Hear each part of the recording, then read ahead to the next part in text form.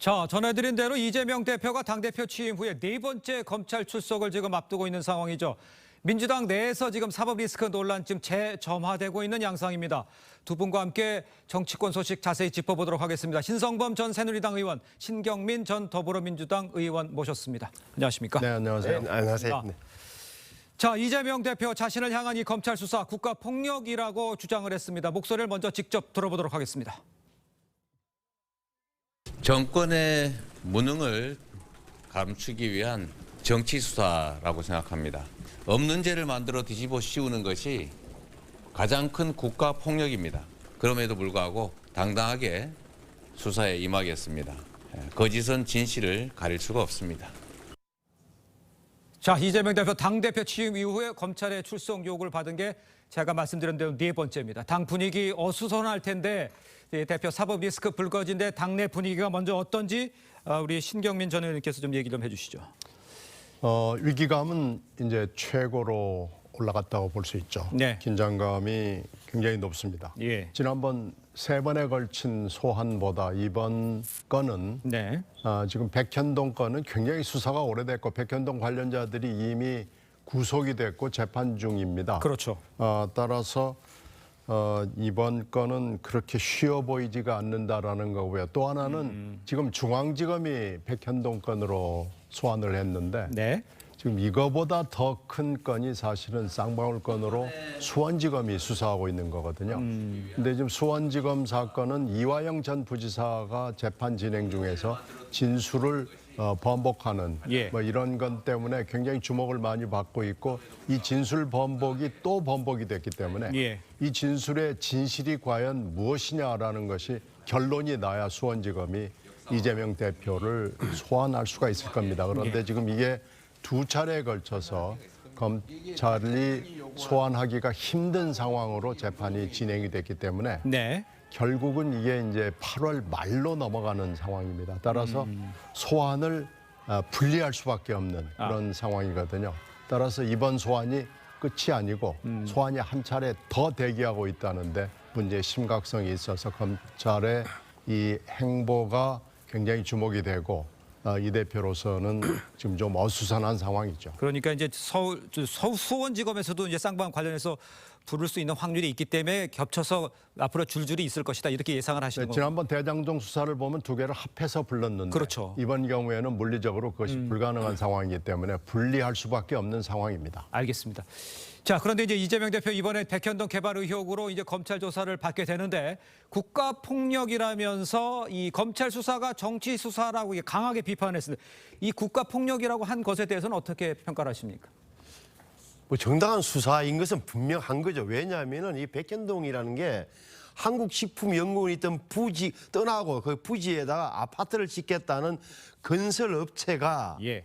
두 번에 걸쳐서 뭘 요구했냐면 여기가 자연 녹지 지역인데 2단계만 올려달라고 성남시에 요구했어요. 계속 몇 년 동안 그 2단계도 안 해줬는데 김인섭이라고 이재명 성남시장 후보 선거대책위원장 예. 이재명 시장을 잘 아는 분이겠죠. 네. 그분을 영입한 지 석 달 만에 용지가 4단계 상향 조정됐어요. 예. 그 자연녹지에서 준주거 지역이 됐어요. 그러니까 용적률이 높아졌을 테고 또한 10% 그러니까 임대주택 비율이 10%로 뚝 떨어졌어요. 그러니까 이걸 3,100억을 가져간 거예요. 예. 그래서 김인섭 씨가 구속된 건 또 뭐냐? 77억을 받은 거예요. 그 대가로. 예. 그러면 이게 특혜잖아요. 이게 용도 변경 특혜다. 그 마지막 최종 결정권자는 이재명 시장이었던 거예요. 그러니까 뭐가 있는 것 아니냐? 가운데 낀 게 누구냐? 정진상 정책실장이었다. 예. 이 구도예요. 그러니까 검찰에서 이제 개입한 정황, 다시 말하면 최종 결정권자인 이재명 시장이 개입한 정황을 찾아냈고 여기를 소환해서 예. 추궁하겠다는 거니까 이것은 뭐 다른 변명의 여지가 없는 거죠. 알겠습니다. 일단 이재명 대표는 정부의 강력한 요청에 의해서 바뀌었다. 특혜가 아니다라고 주장하고 있다는 말씀도 덧붙여서 드리겠습니다. 자, 이런 상황에 검찰 조사 후에 이 대표에게 구속영장이 청구될 가능성 지금 거론이 되고 있습니다. 이 대표는 지난 6월 교섭단체 대표 연설에서 불체포 특권을 포기하겠다고 선언을 했었죠. 당시 발언 들어보겠습니다. 저에 대한 정치 수사에 대해서 불체포 권리를 포기하겠습니다. 지금까지 그랬던 것처럼 소환한다면 10번 아니라 100번이라도 응하겠습니다. 구속영장을 청구하면 제 발로 출석해서 영장 실질 심사 받고 검찰의 무도함을 밝히겠습니다. 자, 구속영장이 청구가 되면 이제 제발로 출석하겠다고 말을 했습니다. 검찰이 대북송금과 백현동 사건을 묶어서 회기 중 구속영장을 청구할 가능성 지금 거론이 되고 있는 상황이죠. 자, 비명계에서 체포 동의안 표결을 한다면 이 대표 스스로 가결표를 던져달라고 밝혀야 한다. 이렇게 이야기를 했습니다. 어떻게 상황이 전개될 것 같으십니까? 자, 이제 분리 소환이 되고요. 그 이후에 이어지는 영장, 그리고 그 다음에 이제 체포동의안 영장 심사까지가 이제 한 패키지로 들어오게 통합이 돼서 들어올 것 같아요. 네. 그런데 이게 지금 문제가 생기는 게요. 이게 빨리빨리 진행이 됐으면 8월 16일 이후에 임시회는 휴회가 가능한 회기입니다. 그런데 9월 1일부터는 정기회가 3개월 동안 진행이 되면 이건 법으로 정해진 거기 때문에 휴회가 불가능합니다. 네. 따라서 지금 현재 진행 속도로 봐서는 통합된 영장과 체포동의안이 오고 이럴 경우에 임시국회가 아니고 정기국회가 되면은 예. 휴회가 불가능하기 때문에 가능성은 없습니다. 그래서 이 대표가 선택할 수 있는 것은 두 가지밖에 없습니다. 네. 정말로 진심을 가지고 6월 달에 금방 했던 그 발언대로 네. 진심으로 말씀드리는데 가결을 결정해달라라고 국회의원들한테 호소를 하는 방법이 한 가지가 있고요. 직접 나서서. 그렇죠. 네. 또 한 가지는 그러니까 본인의 신상 발언 순서가 있거든요. 그렇죠. 그리고 또 한 가지는 겉으로는 가결을 호소하면서 뒤로는 부결을 로비하는 그런 행태가 나올 수가 있죠. 이 두 가지 중에서 이 대표가 이건 결정을 해야 됩니다. 6월 달에 대표 연설을 통해서 약속을 했던 대로 가결을 호소하면서 영장 판사 앞에 가겠다라고 얘기를 하는 방법이 현재로서는 정도거든요. 지금은 이 방법밖에 택할 수가 없는 것이 정기국회의 지금 법률적인 정기국회 회기이기 때문에 어쩔 수 없는 겁니다. 알겠습니다. 신경민 전 의원께서도 지적을 해주셨습니다만 이재명 대표가 어떻게든지 결정을 내려야 되는 상황이 지금 가까이 오고 있는 것으로 보입니다. 이 대표의 사퇴를 요구하는 목소리가 한층 더 커질 거라 이런 관측도 사실 나오고 있습니다. 거치 논란에는 어떻게 흘러갈 것인지 우리 신성범 전 의원께서 보십니까? 제가 보기엔 피할 수 없다. 거치 논란은 피할 수 없다고 봐요. 그러니까 말씀하신 대로 이화영 재판에서 민변 변호사가 놀라운 사실을 스스로 폭로를 해버렸잖아요. 뭐냐면은 네.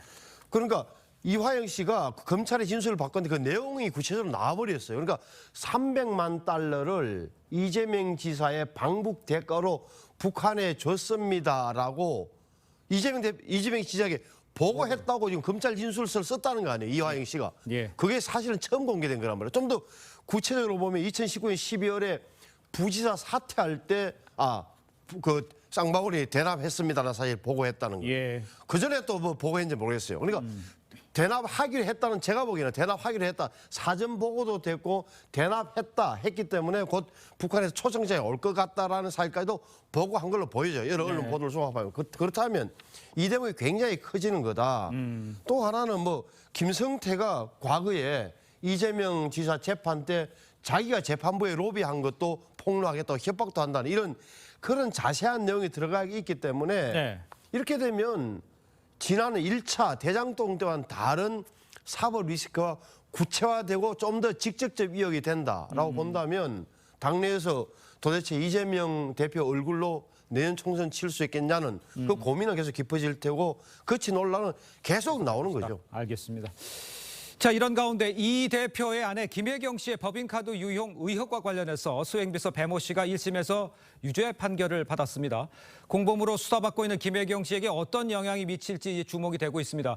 대선 당시에 김혜경 씨의 이 대국민 사과 영상 준비되어 있습니다. 함께 보겠습니다. 언론에 보도되고 있는 배모 사무관은 오랜 동안 인연을 맺어온 사람입니다.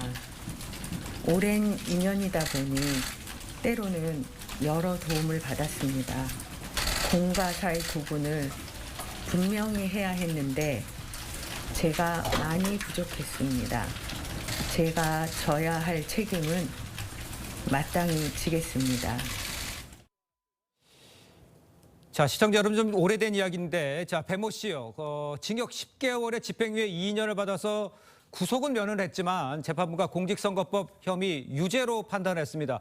그렇다 그러면 지금 김혜경 씨, 부인 김혜경 씨한테도 영향이 있다고 봐야 되는 겁니까? 이 상황은? 지금 어제 나온 선고는 그 당시에 여러 가지 법인카드 오남용이 있었어요. 유용이 있었는데 네. 그중에서 의원 부인 4사람하고 김혜경 씨가 밥을 먹은 부분, 그리고 이거에 대해서 거짓말을 한 부분에 대해서만 기소를 하고 판단을 내린 겁니다. 예. 따라서 지금 법인카드 오남용에 대한 굉장히 광범한 여러 가지 혐의에 대해서는 본격적인 기소가 이루어지지 않은 것이죠. 예. 따라서 어저께 또 한 건이 별건으로 물론 있었죠. 조민 씨를 어제 기소를 했잖아요. 그렇죠. 예. 그러니까 검찰이 사건을 묵혔다가 한참 있다가 여러 가지 사정 변화나 여러 가지 정치적 상황, 뭐 경제적 상황을 보고 있다가 그 다음에 기소를 하는 예. 묵히는 기소를 어저께 한 것을 여러 사람들이 봤거든요. 네. 이 사건, 법인카드 오남용 사건도 어떻게 될지 모른다는 겁니다. 지금 현재 이 법인카드 오남용 사건은 수사를 만약에 본격적으로 검찰이 지금부터 한번 하겠다라고 마음을 먹으면은 굉장히 여러 사람들이 관여될 수 있습니다. 아, 그렇군요. 경기도 사람들이 공무원들이 다 관여될 수 있고 예. 김혜경 씨도 관여될 수 있고 문제는 이재명 지사도 당시 도지사였기 때문에 네.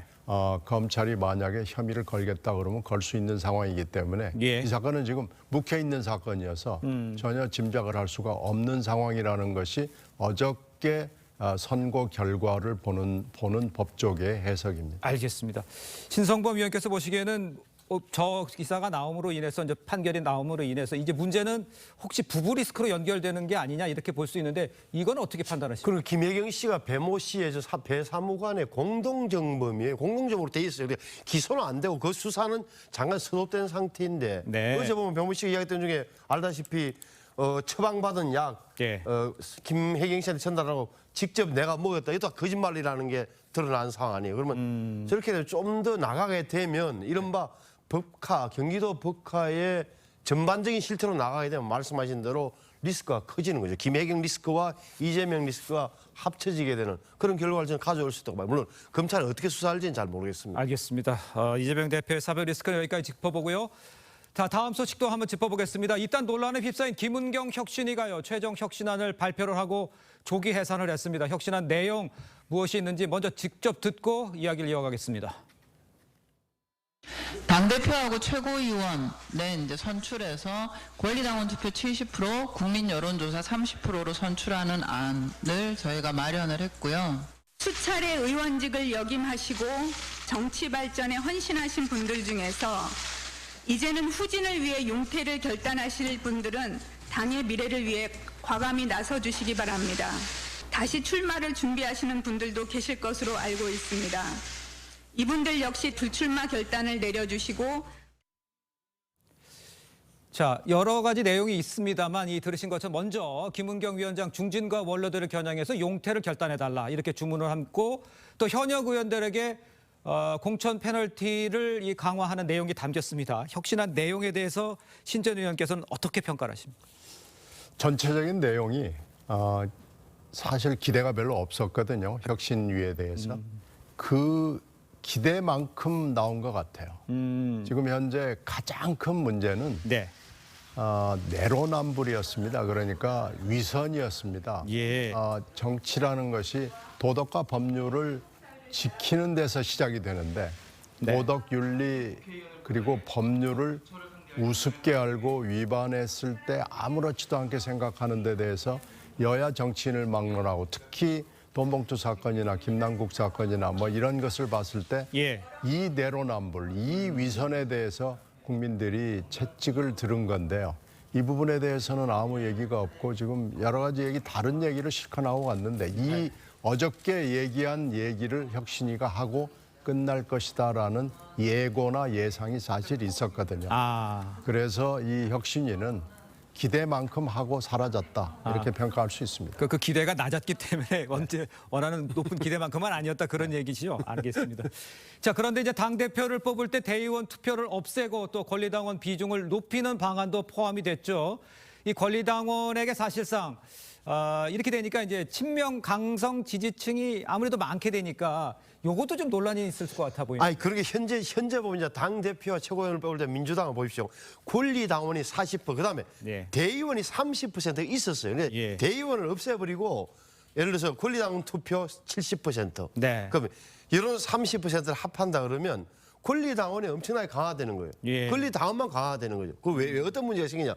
대의원 선출은 현재 비명계 의원들이 강한 거고 권리당원은 말씀하신 대로 친명계 어떻게 보면 강성 지지자들이 많단 말이에요. 그리고 당내 헤게모니 투쟁에서 당내 투쟁에서는 완벽하게 친명 강성 지지자층에 손을 들어주는 그들의 영향력을 키우는 혁신 결과를 혁신안을 내놨다라고 하는 건데 네. 저기서는 왜 문제가 되냐고 보냐면은 이게 혁신이냐 말이에요. 다시 말해 지난번 혁신위원회가 왜 만들어졌습니까? 돈봉투 사건 때문에 도덕성 회복과 국민의 신뢰 회복을 목적으로 만들어졌는데 예. 당내 투쟁에 가장 쓰임직한 당 대표 투표 비율 예. 여기에 많은 전력을 기울인 듯한 이게 도대체 뭐냐? 국민들 관심이 별로 국민들은 관심은 없지만 네네. 당원들은 관심이 있는 이런 사안에 매몰된 거죠. 아, 그렇군요. 자, 요거는 조금 그 정치적으로 해석을 해 주셔야 될 것 같은데 방금 말씀해 주신 이 대의원제를 줄인 것도 아니고 아예 없애버렸지 않습니까? 이렇게 상황에서 권리당원이 늘어난다. 이렇게 되면 일각에서는 이게 이제 사퇴하고 나서 다시 했을 때 이제 대표 뽑는데 여기에 영향을 미치기 위해서 한 것이다라는 이야기도 있는데 분위기는 어떻게 읽히고 있습니까? 지금 현재 이제 8, 9월 사법 리스크하고 이제 연동이 되는 건데 예. 이번에 과연 이 사법 리스크를 이재명 대표가 극복할 수 있고 다시 제대로 대표를 할 수 있을 것이냐라는데 많은 사람들이 회의적인 건 사실입니다. 그러나 이건 전혀 모르죠. 근데 예. 만약에 이게 모든 절차가 8, 9월에 진행이 돼가지고 네. 구속이 실제로 눈앞에서 벌어지는 상황을 최악의 상황을 상정하지 않을 수가 없는 상황이라는 것을 지금 모두 다 인식하고 있는 거예요. 민주당 내에서도. 그렇죠. 네. 이렇게 되면은 이게 이제 여러 가지 선택지 중에 전당대회 선택지가 있고 예. 그렇지 않으면 비대위 선택지가 있습니다. 그리고 이제 그 전에 임시 지도부가 있을 거고요. 예. 임시 지도부는 당원 당규에 따라서 박광원 원내대표가 이건 할 수밖에 없게 돼 있는데요. 예. 전대에서 이런 룰이 만약에 전대에서 이번에 결정이 된다면 누가 가장 유리하냐를 놓고 지금 설왕설래가 있는 거죠. 그리고 비대위를 만약에 한다면은 비대위에는 누가 적합하겠느냐라는 얘기들이 실제로 돌고 있고요. 그런 얘기가 나오고 네, 있는 거예요. 후보들도 몇 명 지금 거론되고 있습니다. 그런데 이건 뭐 전혀 알 수 없는 최악의 상황이기 때문에 아무도 입 밖에 내서 얘기하기는 매우 어렵습니다만은 예. 굉장히 많은 얘기들이 오고 가고 있는 것은 사실입니다. 알겠습니다. 일단 8, 9월에 민주당 내 또 이재명 대표의 정치권 상황이 어떻게 변할지 촉각을 기울여야 될 상황인 것 같습니다. 두 분 말씀은 여기까지 듣겠습니다. 고맙습니다. 네, 고맙습니다. 감사합니다. 네.